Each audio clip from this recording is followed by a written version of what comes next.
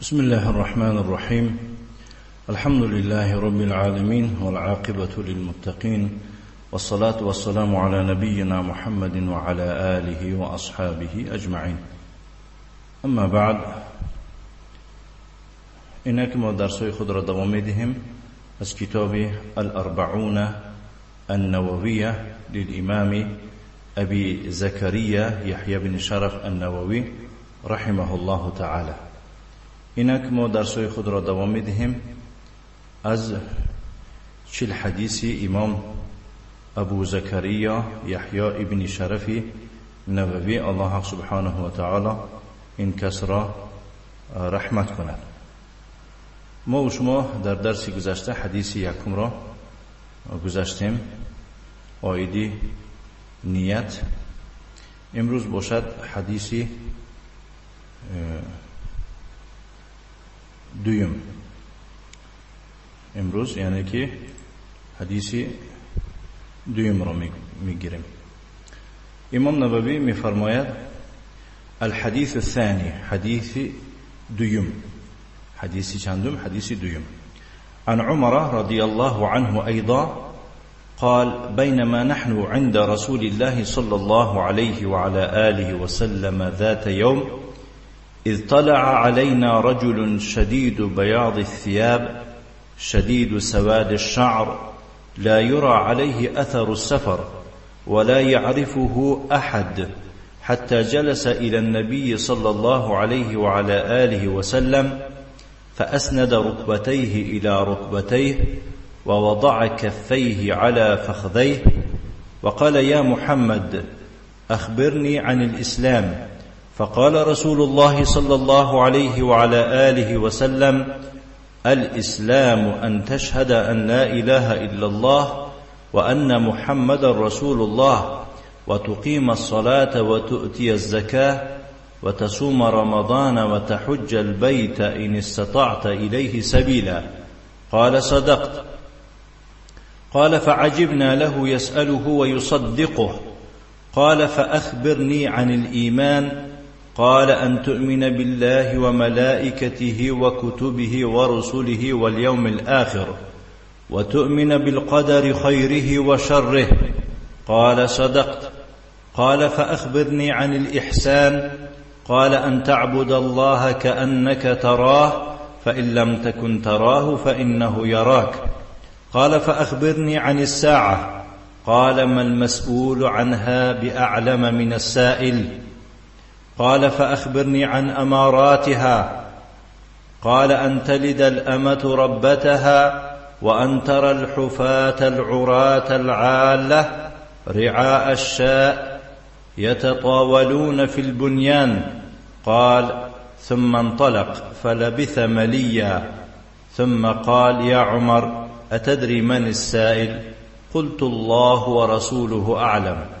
قال فإنه جبريل أتاكم يعلمكم دينكم. رواه مسلم.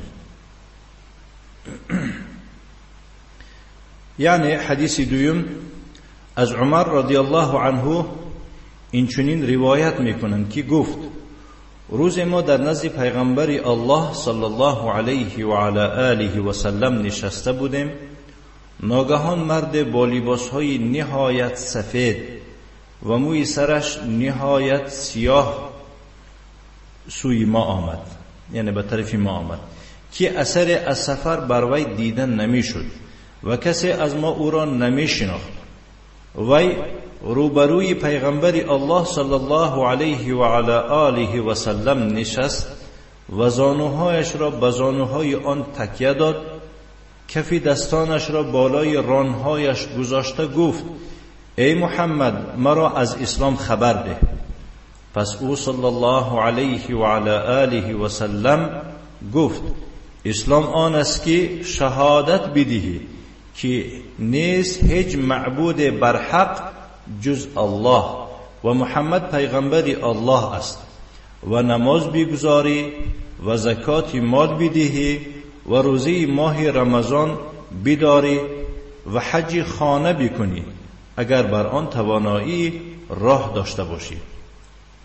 آن مرد گفت راست گفتی او گفت، یعنی عمر گفت، ما تعجب کردیم از آن مرد که خود سوال میکرد و باز میگفت راست گفتی.